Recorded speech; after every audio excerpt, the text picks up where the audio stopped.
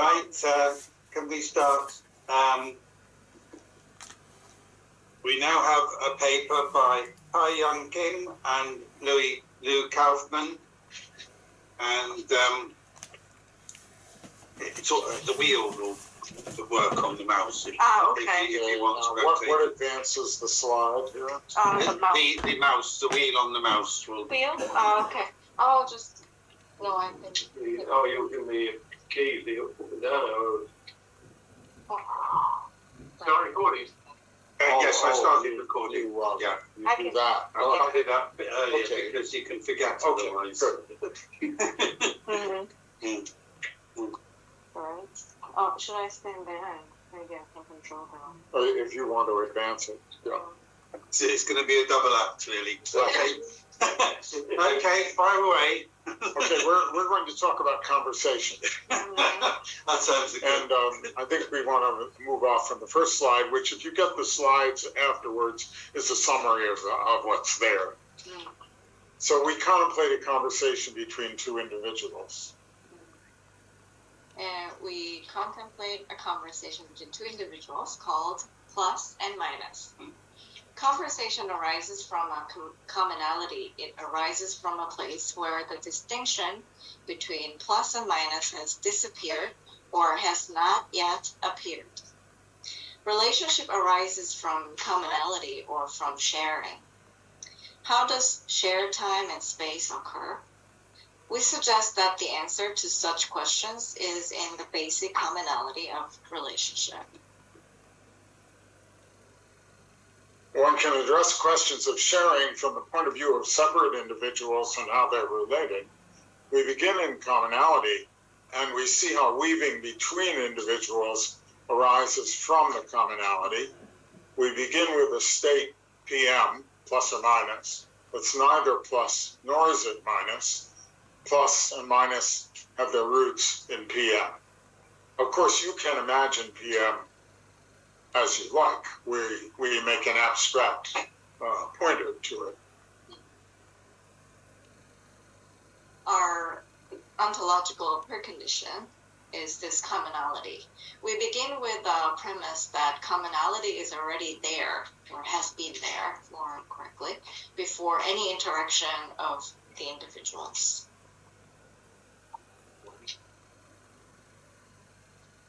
Here's a diagram. PM, the commonality, and coming from it or arising in relation to it are plus and minus. A tableau for the conversation.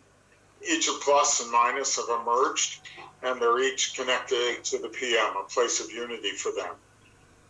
We describe an external view of the conversational tableau. Each participant can either speak or hand over the speaking to the other participant. How we're doing now. So PM is neither plus nor minus, but plus and minus arise from PM. You can think of PM as giving rise to an oscillation between plus and minus. This is related to the mathematics of imaginary numbers, as we shall see. PM is plus minus plus minus plus minus. The oscillation can be seen as going from plus to minus or from minus to plus. And this is the beginning of conversation. And before going to the next slide, you can think of that plus minus as a kind of ambiguity. Is it plus or is it minus? Or it might be a paradox. It is that twilight place between something being definite and something being indefinite. And notice that in the diagram, we have written the definitenesses as plus minus or minus plus, two ways of looking at the ambiguity.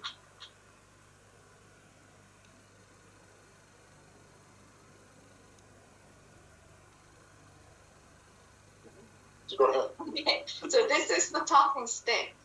In important native Indian conversations, the speaker holds a stick, talking stick, and hands it over to the next person who will speak. In English, the word I is our talking stick, and each person who speaks can say, I'm the one who says I.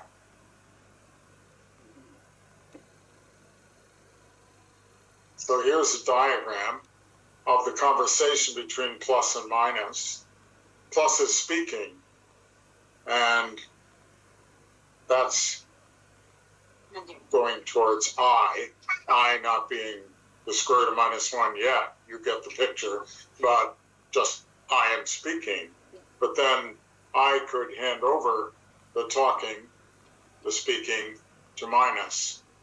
And we've indicated it in our diagram by the talking stick.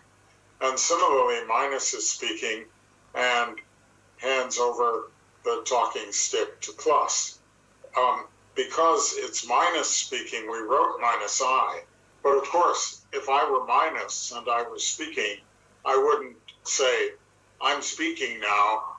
I would say, I'm speaking now. I wouldn't say, minus is speaking now. But I might say, I, Lou, am speaking if I wanted to emphasize it. So the minus is a naming, and the I split into I and minus I.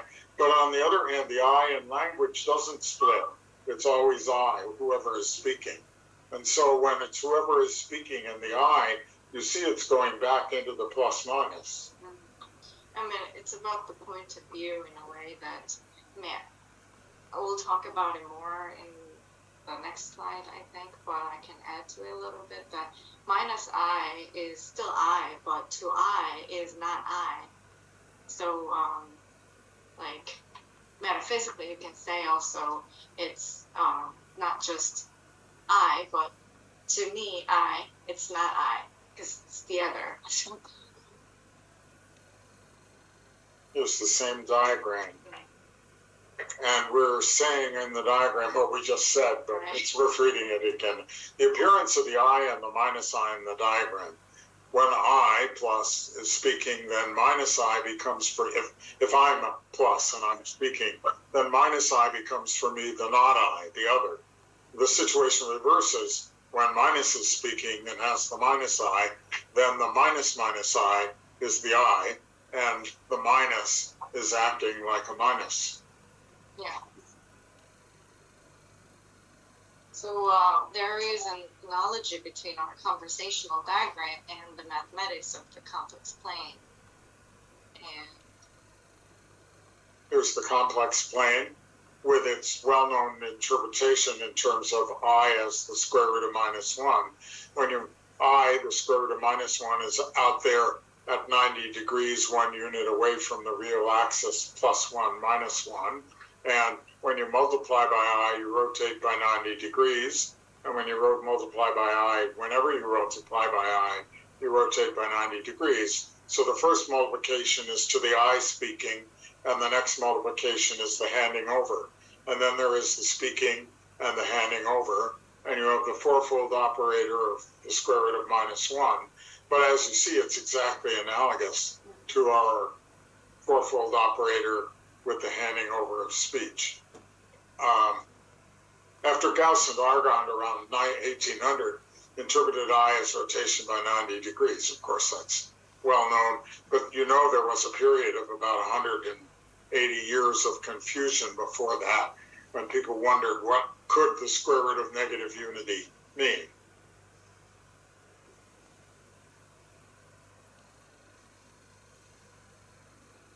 so the complex imaginary fourfold operator I can be seen as the process generator of conversation, as we just explained as well. This. Oh, wait, one thing, in the complex plane, of course, there's the zero. It's worth reminding ourselves of that. The zero is not the plus minus, but in a way it is. It's like prefiguring the idea that the plus minus is sitting up here above that complex plane somewhere, and the zero is its image down in the plane. It's neither plus nor minus. It's like the plus minus. And from here, we can imagine something more interesting dramatically. Thus, we see that the basic fourfold circularity of exchange and conversation matches exactly with the fourfold nature of the square root of negative unity. Indeed, the I squared equals -1 or -1 corresponds to the personal i's that occur for the participants of the conversation. I is the personal pronoun for plus, -I is a designated person, personal pronoun for minus.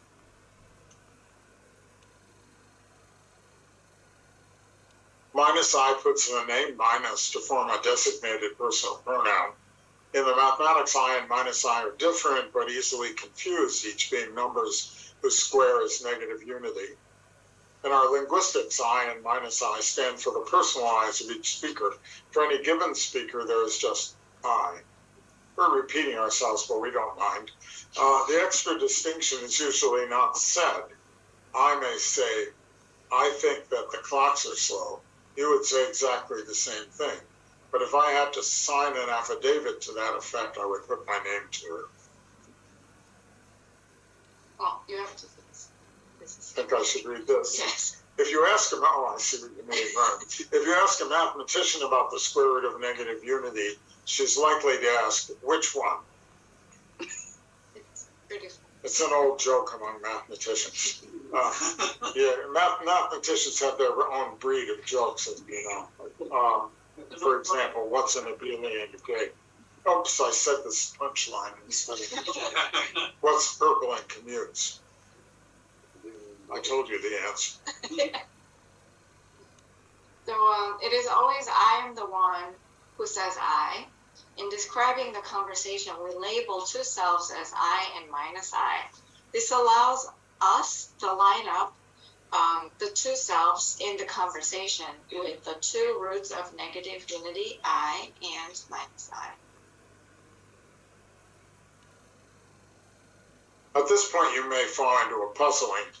How can it be so that the name or pointer to a self should correspond to a negative root of unity?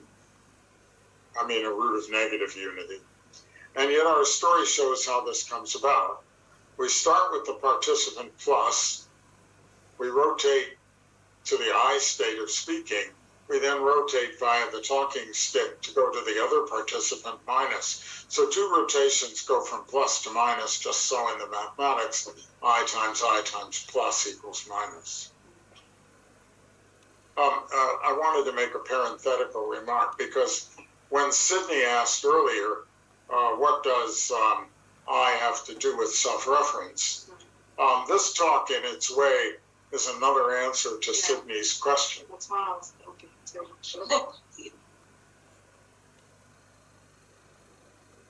Apparently. You want to speak? I think you should do that. All right. Well, before Gauss and Argon, mathematicians were puzzled about how could there be a number with I squared equals -1. We can be puzzled about how a self, an I, could be related to a little I so that I times I equals -1. Our interpretation is a way to understand both puzzles. Both puzzles. If you changed history's order, you could imagine someone inventing the square root of -1 by thinking about conversation. So where do we go from here? I think that's where I am. So we can imagine a pyramid over the plane of articulation. And Lou already mentioned the zero, and this is something that's more interesting that I mentioned. One direction is to think about the unity of the conversation in relation to PM, an indicator of unity, and to see the larger geometry of the pyramid of PM and the plane of the articulation. The pyramid shows the unity of the conversation as a whole.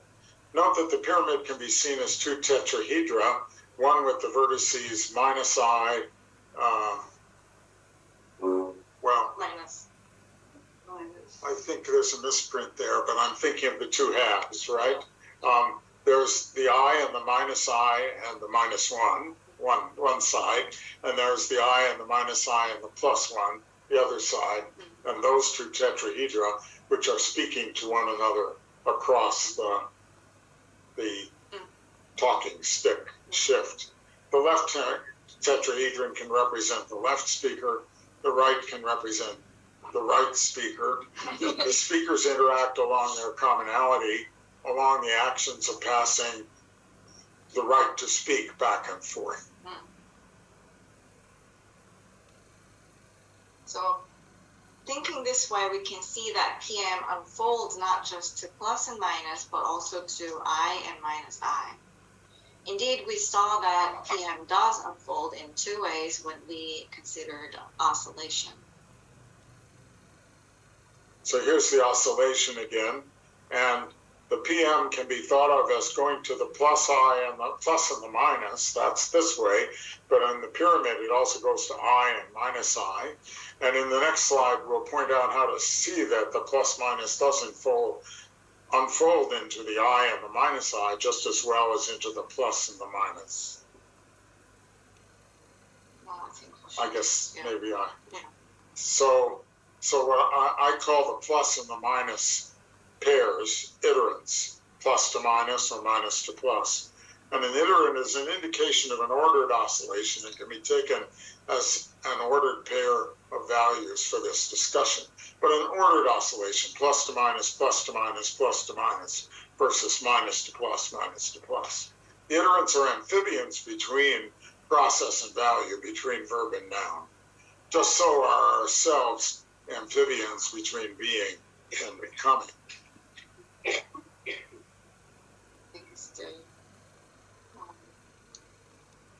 And this oscillation can be regarded as ordered from plus to minus or minus to plus, as already spoken. The iterants made time sensitive can be seen as the square roots of negative unity. Now, we didn't make them time sensitive yet exactly, but we sort of did, you see, because we said we could think of them as temporal, but going with an order to the temporality, right?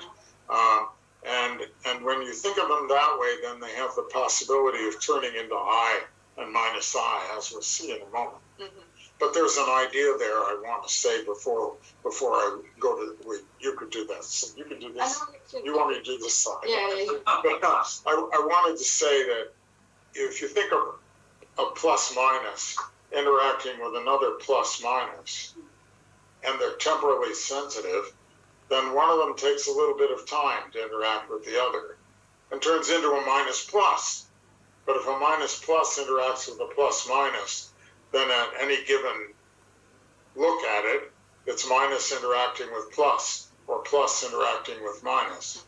It's minus in any case. And so the plus minus interacts with itself to produce minus 1. It's the square root of minus 1. So we've indicated here how two oscillations could interact in an ordinary way by just interacting at their appropriate places. A and C occur at the same time, so we get AC. And we write AB times CD is ACBD. And we would have plus minus times plus minus is 1, since the product of two negative ones is plus 1. And if we were to think of Desmond's talk a few minutes ago, that's one of the possibilities. That's the Minkowski plane, where you want somebody who squares 1. So we wouldn't discount it, but we're going to get a minus 1 by putting in the temporality. Just a quick question. Are the poles speeding up as plus minus and then, or plus plus minus minus? Is there a certain preferential polarity? No. So it can be plus to minus and minus minus plus plus, or does it always have to be plus times minus equals minus 1? Or is I think this slide actually answers what you're talking about. Read it with us and see if it does, right? Would you like to read? If you keep going with these slides, because it's going to be added. You want me to read? Yeah. All right. The more math. We would like to see a new product, not the obvious one, but a slightly shifted one. Call it sharp, and my plus minus sharp with plus minus should be negative. And how is that going to happen? Well, if I define sharp to be first shift one and then combine them, then it will work just fine. Notice how the mechanics works at the bottom of the slide.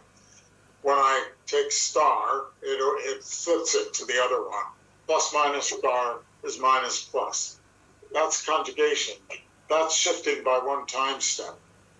And if I combine A with B by taking A times B star, which means B got shifted in time a little bit before combining with A, then I find plus minus combines with minus plus, coordinate-wise, at each time. So minus times plus is minus, and plus times minus is minus, and you get minus 1. Does that answer your question? So shifting your perspective, you get plus 1 or minus 1 depending on how you combine them. I think I'm going to have to walk over to her to hear her exactly, because I don't hear well enough to discriminate between certain things that you say. I was just asking, so it's like a shift. If you shift your perspective, you get either plus 1 or minus 1. Oh, come on and join us.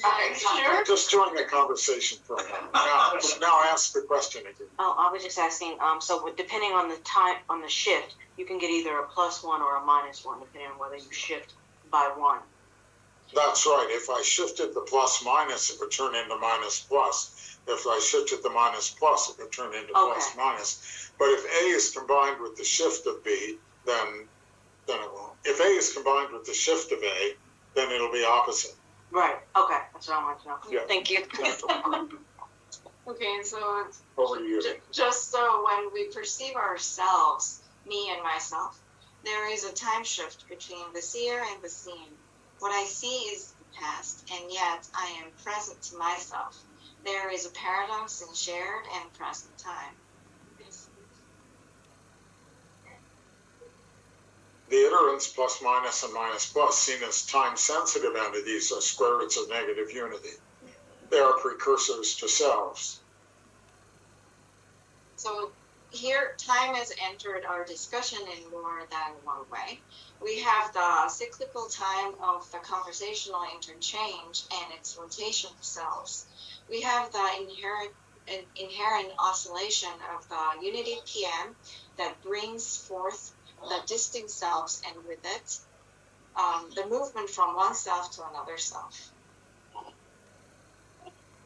The shared time of I and minus I, and the shared time of plus minus and minus plus, and remember they did exist in a shared time. Each self, each I is given an internal time. The plus minus is plus, it's an oscillation that starts with plus, the other starts with minus. The conversation is an entrainment of the individual oscillations into a whole. Well, I think I wanted to add to Sidney's question that, so in this context related to conversation and the structure, so I and minus I, so I is actually minus I, and minus I is actually I. So that was another thing that I wanted to mention. So we'd like to bring in Euler and the complex circle and the Euler formula. E to the I theta is cosine theta plus I sine theta. And then we have rotations by arbitrary angle theta. If you multiply by e to the I theta, instead of going by 90 degrees, you go by theta, as you know. And as Desmond was mentioning, if you take the derivative of e to the I theta with respect to theta, then I comes down. So the derivative of e to the I theta is I times e to the I theta. I rotates e to the I theta by 90 degrees. So if you think of the vector e to the I theta and rotated by 90 degrees, it's pointing this way along the circle of rotation. So that when you do a tiny step of e to the I theta, you're moving along that circle. A lot of wisdom in the exponential, as we know. And so we can think of continuous transition and oscillation with regard to the speaker. We can think of internal states of the speakers via the exponential. I think you might have more to say about that. Right, I mean, so in our discussion we were mentioning that, so through this we can see a conversation as a whole thing, as two participants being in this one whole thing, as participants of this conversation, instead of two separate individuals. And so in this sense, how we can understand this interchange of I and the other I, so not I or minus I, are becoming one in this pyramid structure that we just showed you. And also one in the one whole circle. Exactly.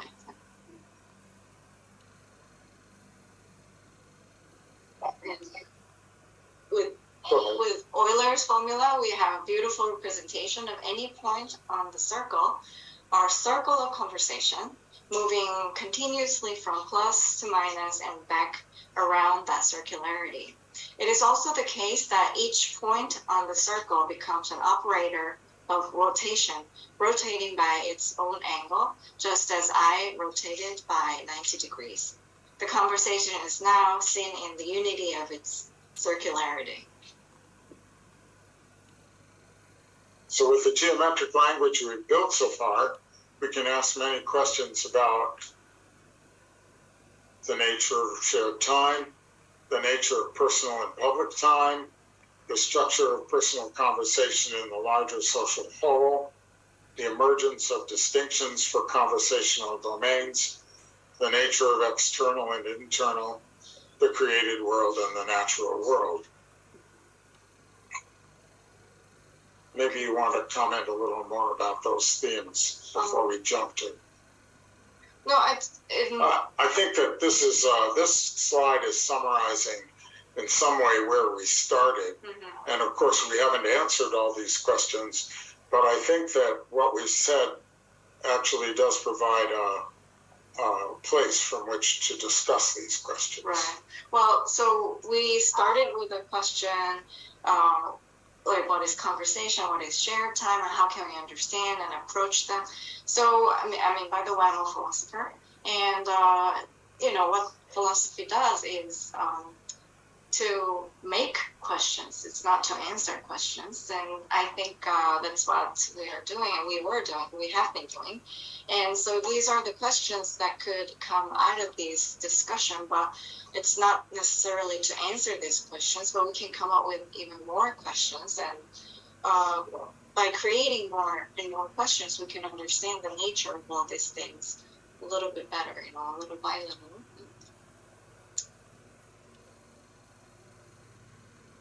In Laws of Form, G. Spencer Brown writes, we take as given the idea of distinction and the idea of indication, and that one cannot make an indication without drawing a distinction.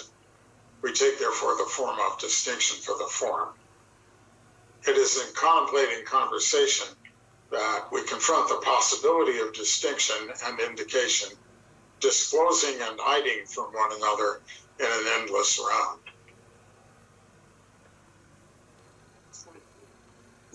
And this is one way to stop. Yes. Or stop.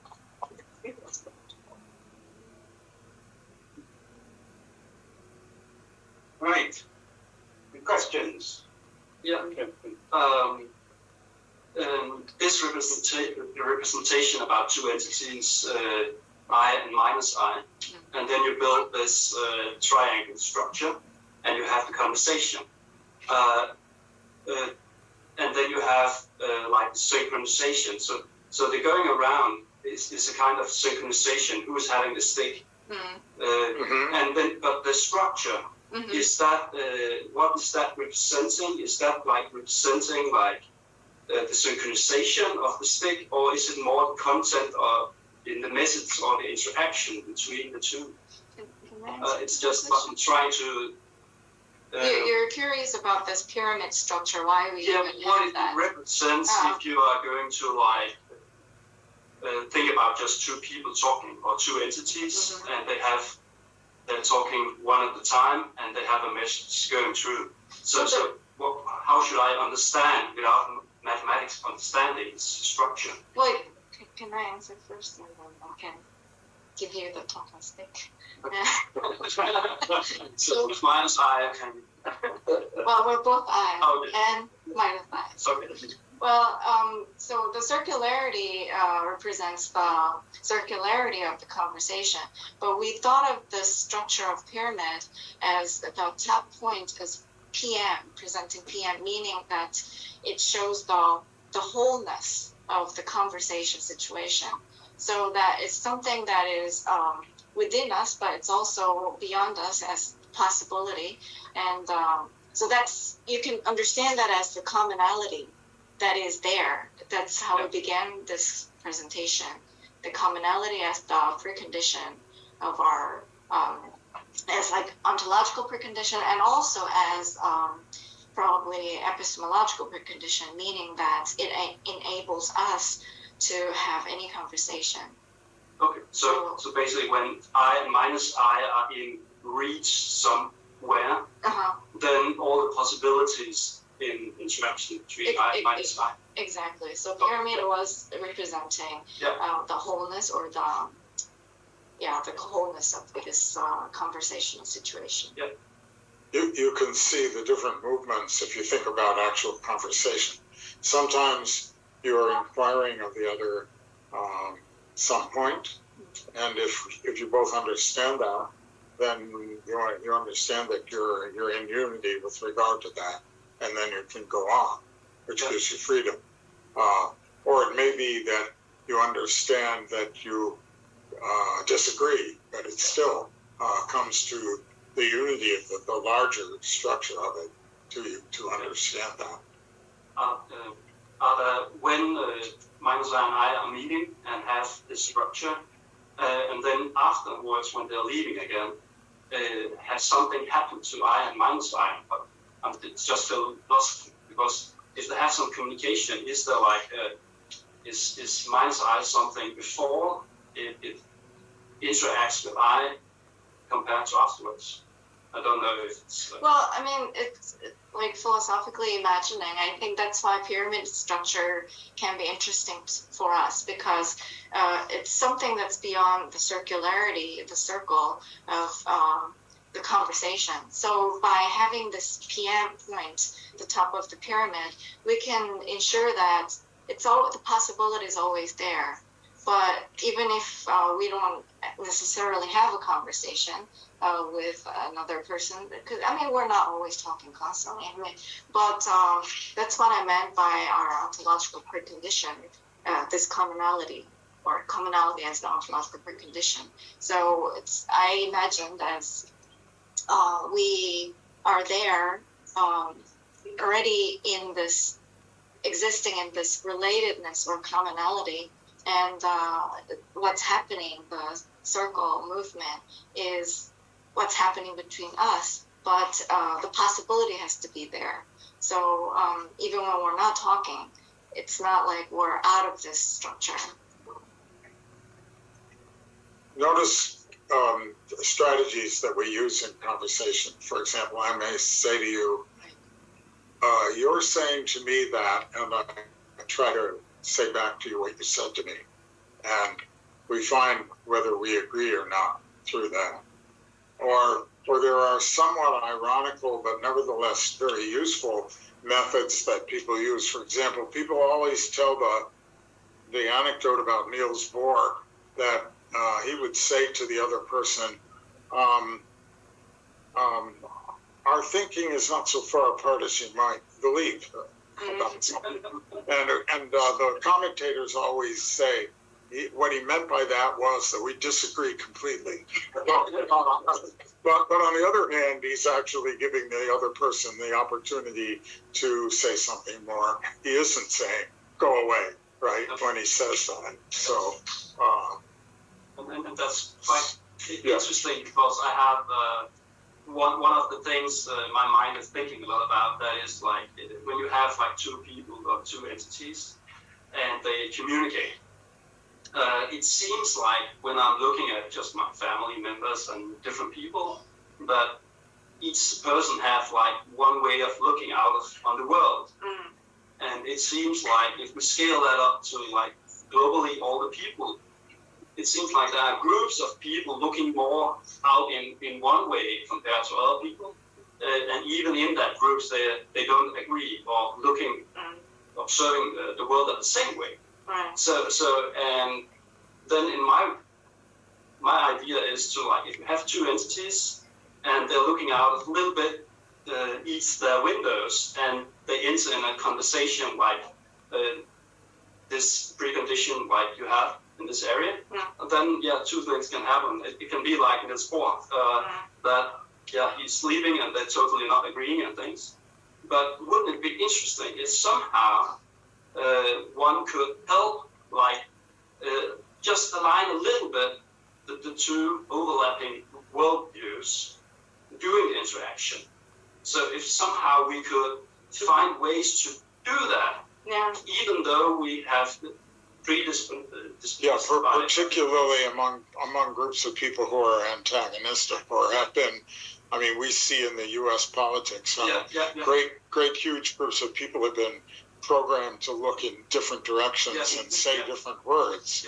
And it would be nice to somehow, like, touch those people and bring them back on a track, or just align them a little bit. And if we could scale that up and align people a little bit more, and I don't know if that means we have to nuke all, the tech industry and things like that. That's a good question. That we need to go. Right. Got two other people asking questions. Nicola first, then you, Cindy. But I won't answer. You want to answer? Yeah, because that's a good question, because that's how, at least I started in the beginning, like our conversation, because that question is very much related in the modern, especially European philosophical framework, to subjectivity, the problem of subjectivity, that what you described as each person's worldview, that's each person's subjectivity. And that was the question. That's why we asked in the beginning of the presentation also, how is shared time possible?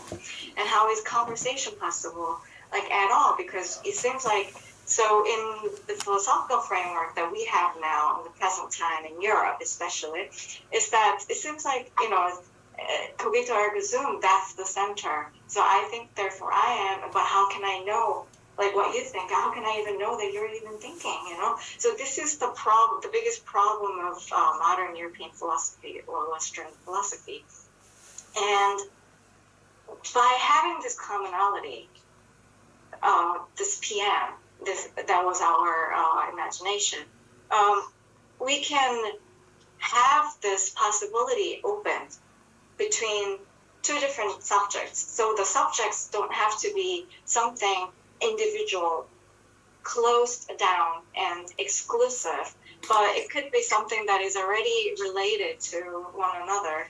So we are existing as related to another subject, not as a cogito ergo sum subject that is separated from the world and everybody else. G. Spencer Brown says that communication is superficial to communion, which already exists. Exactly, that is exactly the point that we were trying to say, and this helps us to imagine this situation, or the situation of the wholeness that we are already in.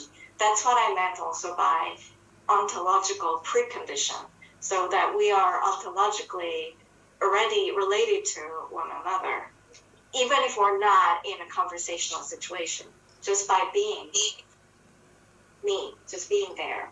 So, and of course, you can always look for points of commonality to begin with. Exactly, yeah. Right, Nicola. So yes, so thinking along those lines, I was just thinking about your actual structure, that you could, that one way to see it, or one development might be to look to take it into a spiral, from a circle into a spiral. Yes. So that you. What would that represent if you had a radius greater than 1, and the conversation goes out in a logarithmic spiral? Can you analogize that? I think Say the question again. Instead of going round in a circle, your complex number has a positive radius, or even a negative radius. You can go continuously around the circle. I was talking about a spiral going the other way. Like the fact that the sun we're going around the sun, but the sun is going, so we're going in a spiral like that. So it's going on, but it can be expanded. Well, certainly there's this, you want to think of that as a spiral. The conversation is a spiral. It's going around. Maybe we chose to go around this way. It could have gone around this way, but the point is that when you come back, you're not at the same place. Exactly. Yes. You might regard yourself at the same place, but it's evolving. Instead of cos equals I sine theta R cos equals I sine theta R is equal to 1. Then you have a spiral. Right, but I think this structure, this imaginable structure, is already within the structure that we presented. I think that's what I think we were trying to say. That's the point of this circle structure, because like he already mentioned, and we mentioned in the presentation, the point of I is not fixed; it's moving. So it's not like plus minus I minus I. It's like it's not 4 fixed points. So it's like in the spiral, but it's just but it doesn't have to be a spiral structure. Within this circular structure, you can still have this diversity or diverse points of view that's like not even agreed in the end. I think it's Fred's wanted to. Right, yes. Do you want? Oh, well, I think we have Sydney was actually going to be next, but Fred will be the next one. My question. Do you want to come up here? Yes. Yeah. I will just ask. This point, if this is the icosahedron symmetrical circle, this is PM, and this would be NP. What's this one? Well, PM is neither plus nor minus. It's just a point of unity. If you wanted to reflect and get another one, you can play with the geometry of that. But I was saying this is still PM. And call it MP if you want. Yeah. Okay.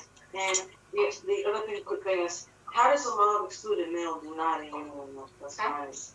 How does the law of the excluded middle? In Western bloc. Well, we weren't necessarily focusing this into an Aristotelian logic of things. Oh, okay. So those participants could have been rather illogical or Aristotelian logical, or they could have been adherents of the third value of logic, whatever they wanted to be. Okay. And that could resolve into peculiar conversations. I have a friend who's firmly established in 4-valued logic and doesn't go outside of 4-valued logic. Things are possibly true, possibly false, and true and false. And that person doesn't believe in infinities beyond the countable. So he's over there, and I'm over here in a more or less classical frame when I'm talking mathematics. And we can't talk to one another except by accepting each other's, for the moment. Well, just asking from a philosophical point of view, how does the law of excluded middle in extreme philosophy preclude a lot of problems with dualities? Well, right. I mean, if you're in general looking at law of the excluded middle, it says things are to be either one way or another. But in some situations, things are to be one way or another. If you and I are playing poker and I have the ace of spades, I know full well you don't have the ace of spades. That's good to know. But lots of things are in the twilight in reality, and so you don't in your ordinary life use the law of the excluded middle all the time. I was just thinking, because the law of excluded middle kind of frames conversations and arguments and logic, so that's how we run into problems with. Well, philosophically, I answer to that question as, so we think of physics and mathematics, like especially from like non-physics and physicists and mathematicians' point of view, is something that is not subjective, meaning that it's something that is objective and doesn't have any political or personal views or philosophical even.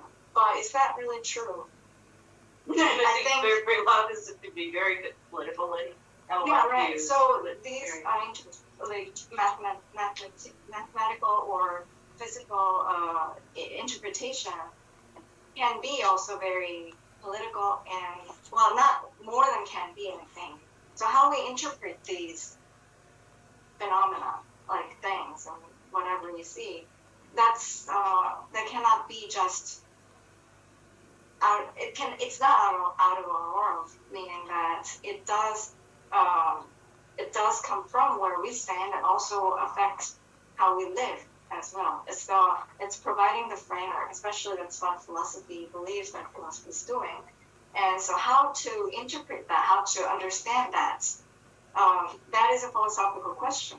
And that the framework of duality especially has been dominating the way of thinking of our, especially modern world, and that's how we think and live. And we can challenge that by asking questions, and this is one of the things that we do. Okay. Another comment about the excluded middle. You'll notice in the way we were speaking that there is the plus and the minus, but they're not actually separate. They're part of the unity. Mm-hmm. So there is no law of the excluded middle in this large context, right? They have a commonality. Well, that's why I was wondering, like, whether the law of excluded middle is kind of creating a false separateness that really isn't there between plus and minus. And the key questions, right? Brett, do you want to ask a question? Thank you very much. Wonderful, wonderful abstraction, Lou and Kim. I like the way you're coming at it, but I find it interesting that you chose human conversation as the projection in the real world of the form that you're considering, where the form of interaction here seems to be remarkably abstract and could come at animal mating behavior or the interactions among bacteria, all of which can be looked at in terms of reciprocity and wholeness and sharedness. One thing that your abstraction leaves out, and it's obvious on the figure here, is change in the participants. So neither plus nor minus are changed by their interaction. And I see the two dragons here who are mutually eating each other. Neither of them is actually being consumed or digested or spat out. So if one of the participants were changed, I wonder what the consequences are for PM, the very vaguely adumbrated, unmarked state with which you started.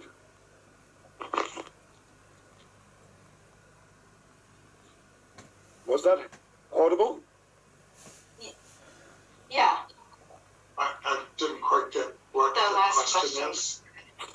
If one of the plus or minus is changed at any point, does this fall back to PM? Does it change the ground from which we chose to observe these interactions rather formally? I'm sorry, it's partly my hearing, but I'm still not quite sure what you're asking. It sounded like you were talking about the ground of those commonalities. The wholeness that you started with. Oh, okay. The commonality of CNN. Commonality The unmarked will state. be changed as the individuals are changed. I don't think so. We're not talking about an absolute commonality. We're talking about looking for commonality or an agreeing upon a certain commonality. It's subject to change, subject to evolution. But I think I think it's also the name commonality, if you call that commonality. That's a little different than unity, I think. So if you call that unity as the ontological precondition, I think it's not something that's that changes according to different. Yeah, because one is assuming perfection. Maybe ontological is not the word I want, but I'm not sure because it's you might say the hypothetical. Well, I say ontological because it's related to our being here. And so in that sense, as long as we're here, that's the condition. As long as we're here, we're in the world. So that is not changeable because we are here and that's how we exist as far as I know. As long as we're alive. That's all right, right. Yeah. You know. So different individuals, different opinions don't change the unity. I think that's the answer. And I guess I see that, to say that our being here is not changeable, I see as it is not possible for us to fully discriminate the differences between our being here now and our being here before. I don't assume an absolute ground of being. No, I don't. Right. Well, I think we should now have finished. We thank Kai Yang and Lee for their perfect.